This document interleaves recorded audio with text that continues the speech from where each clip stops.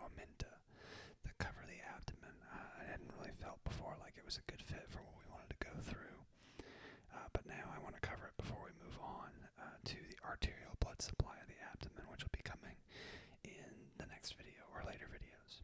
So, as always, if you like these videos and you want to see more of them, please leave them a like. It allows them to be sent to other people who may also enjoy ASMR and anatomy, and especially those two things put together. And, if you have been watching my videos for a little bit now and you haven't subscribed, please do. It allows me to continue making videos. That out of the way, let's get into it. So we're starting off with the kidney structure. This is the right kidney anterior view and then flipped to be the posterior view. So this is not the right and left kidney, it's the same one flipped. And up here we see the suprarenal gland, which is responsible for the production of a lot of different hormones that we'll see in the body. A lot of them have to do with the regulation of blood pressure, but a variety of different things. And if it goes into detail on that, I'll be sure and let you know. I actually am thinking about, in the distant future, when we finish this anatomy series, I mean, we're nearly 200 pages in, as crazy as that is. But when we do eventually finish this book, I was thinking about setting up kind of a physiology unit, potentially, where we would talk about things like that. But for now, let's focus on this. So there is a pararenal fat pad that separates the two. There's a superior pole of the kidney, and then an inferior pole that we can see. This is, of course, the posterior surface, and then it's highlighting for us that the renal cortex is inside of a fibrous capsule, which they've kind of stripped back here. And then the hilum is this structure here, this structure right here, that goes into the ureter, and that then leads to voiding via urination. So every time you go pee, it's coming out of these guys here after being filtered by the kidneys. So the kidneys are an additional set of filters within our body in addition to the liver. They take out and target different things, but you can think of both of them as filters of sorts.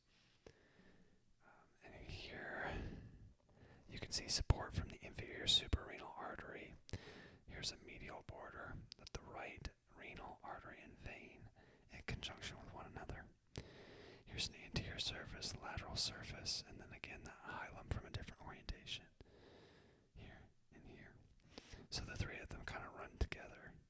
I don't know why they're not called a triad like what we saw in the liver, but I'm not the one that named it. So, and then here we have the upper portion partially removed so that we can see the interior structure.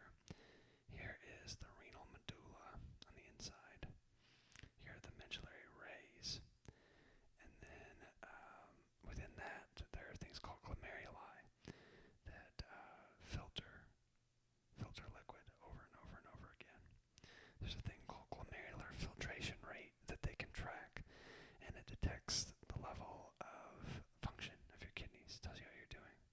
Because some people have what's called CKD, chronic kidney disease, and that can have varying levels of issues, dictating or requiring a renal transplant, or end stage, it can require what's called dialysis. And if you're not aware of what dialysis is, it's when you're hooked up to a machine that then acts as your kidneys. It will run all of your blood through this filter and take out any of the toxins that have accumulated that your kidneys would normally take care of for you. It's definitely not ideal, but it's certainly better than passing away, I would say. Within the structures here, we've got a major, let's see, here's the minor calyx, and then here's a major calyx. So a bigger one closer to the origin, and then as it gets further away, there's a minor calyx. And it's just an identifying structure. Here's some arcuate arteries and veins, and then interlobar arteries and veins. The renal column. Here's that fibrous capsule again. And then this is technically called the renal pelvis. Here. The renal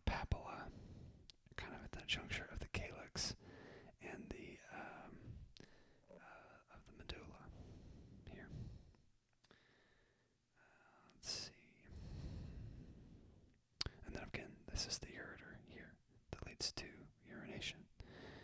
There's a renal sinus here. That's the collecting area for everything that is filtered through these portions here. It then collects into the pelvis, down into the ureter, and out of the body. Here is an anterior view of the right kidney and suprarenal gland. Anterior view.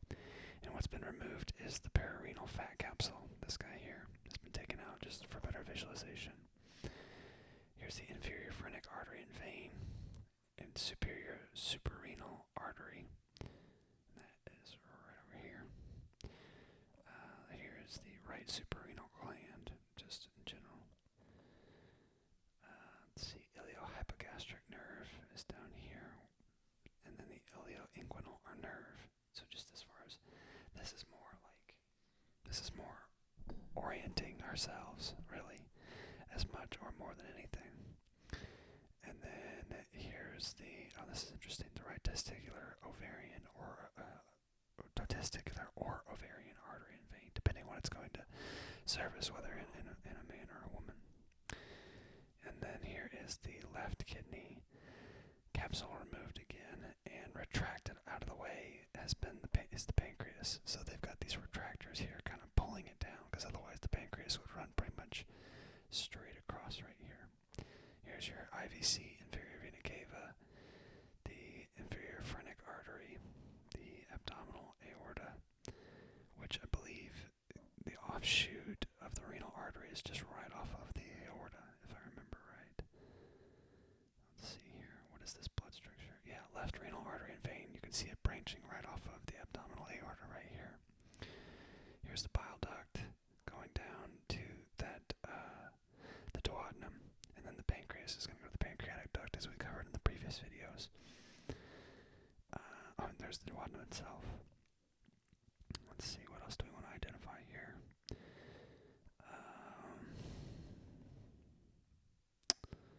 I think that let's highlight this here. This is an anastomosis between the inferior phrenic vein and suprarenal vein. So that's relevant to here as far as taking blood back. So an anastomosis, when you hear that word, you can just think of like a juncture, or where multiple blood vessels come together as one.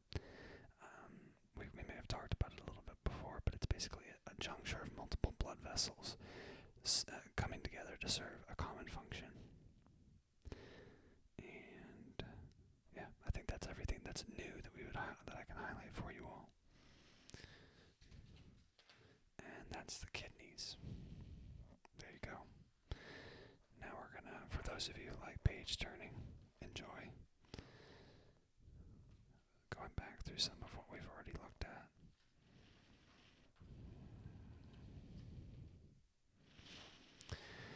Going back to the peritoneal cavity and greater sac, where we will talk about the omentum and the mesenteries. So it says the peritoneal cavity is divided into the large greater sac and the smaller omental bursa, or lesser sac. The greater omentum is an apron-like fold of peritoneum suspended from the greater curvature of the stomach by covering the anterior surface of the transverse colon. The attachment of the transverse mesocolon on the anterior surface of the descending part of the duodenum and the pancreas divides the peritoneal cavity into a supracolic compartment composed of the liver, gallbladder, and stomach, and an infracolic compartment of the intestines. Really, the biggest thing that you can know about this is that it serves basically as a protective measure. So, ideally, you won't ever take a blunt force injury to the abdomen, or, a stab wound. Obviously, it's not going to fully protect against a stab wound, but this is kind of the first line defense beyond the musculature that we see from the oblique muscles. So here is that greater omentum. Here's, again, orienting ourselves. There's the ascending and transverse colon, and then the descending colon would be over here, all covered by this greater omentum. Let's see. And then just for orienting purposes, we do have the falciform ligament of the liver and the round ligament of the liver here. And we can barely make out the left lobe, the the smaller lobe of the liver up here. And then in this view, this is the infracolic compartment. It says the portion of the peritoneal cavity below the attachment of the transverse mesocolon. Reflected is the greater omentum, so this is reflected out of the way, as well as the transverse colon. So we've taken this transverse colon and the omentum and laid it back, which we can see. And this is considered the infracolic compartment.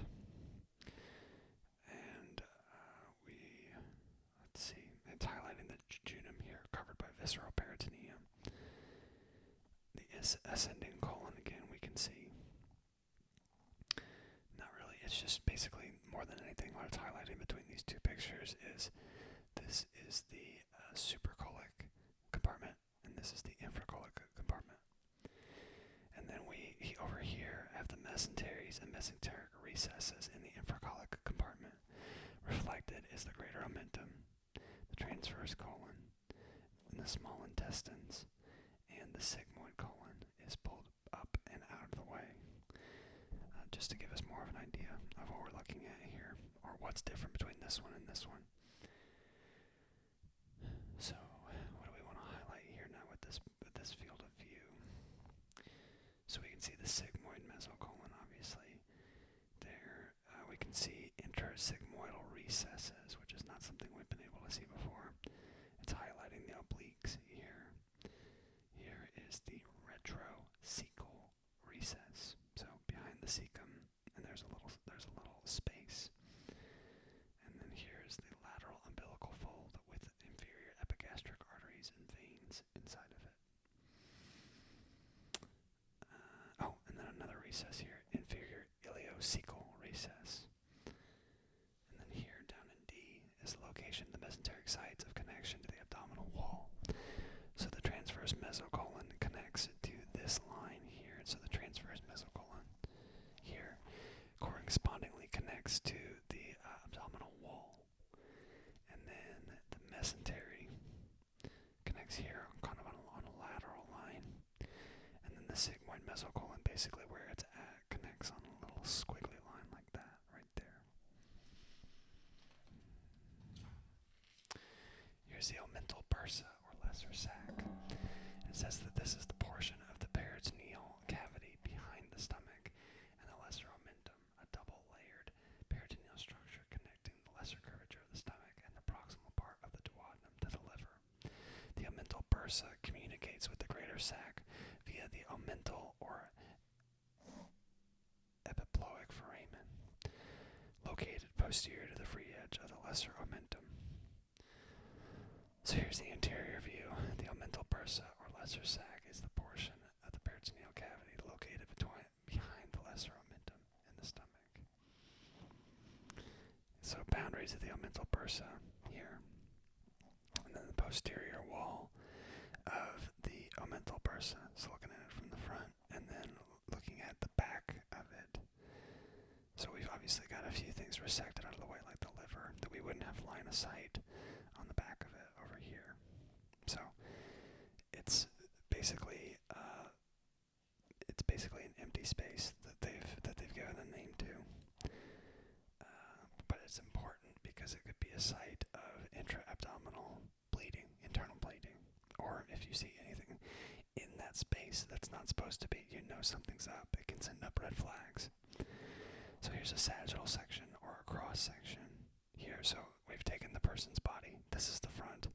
We've turned it to the side, and we've cut it in half. That's what we're looking at here with the sagittal section. So here's the liver, the lesser omentum.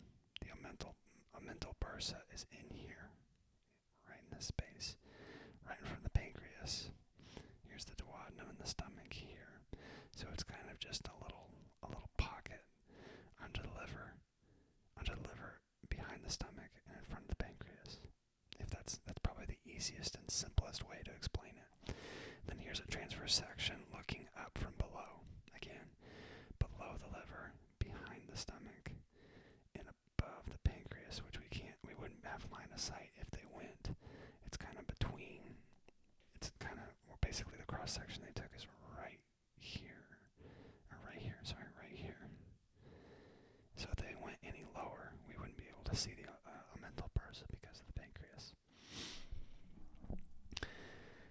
here's that Omental bursa in situ. So we had two vantage points here. Here's another one with everything else included, but they've just taken the liver instead of taking it out. They've flipped it back so that we have a line of sight in. And in comparison, we can see the spleen here. So it's next to the spleen. Is there anything new that we want to highlight?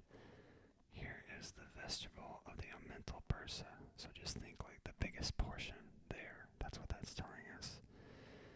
Is there anything that we've not seen before? I don't think so.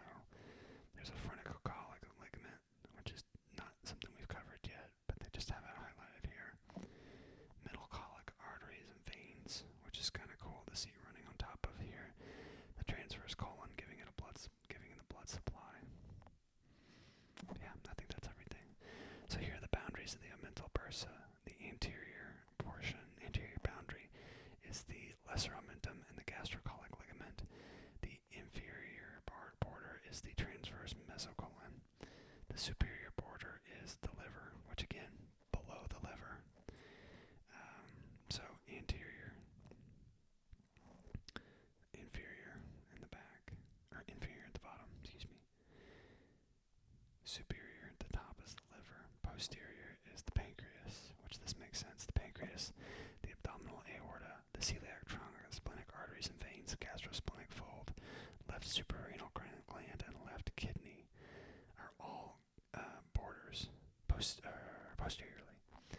On the right side, the liver and the upper duodenum, and on the left side, the spleen and the gastrosplenic ligaments are the borders. The borders of the omental foramen anteriorly are the hepatoduodenal ligament and the portal vein, the proper hepatic artery and the bile duct.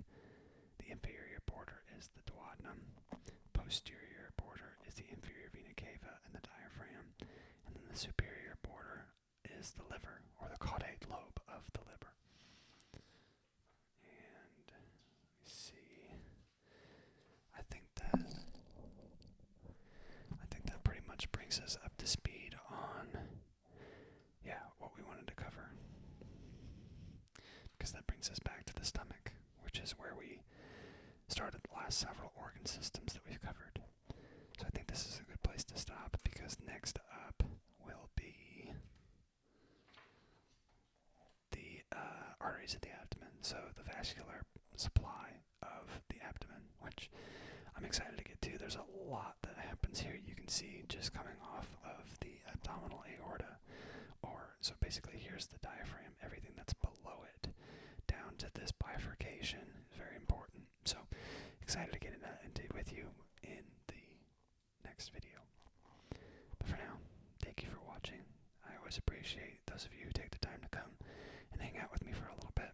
I hope that you find it both informative and relaxing, and if you're not as interested in the information, then I hope it's more relaxing than anything.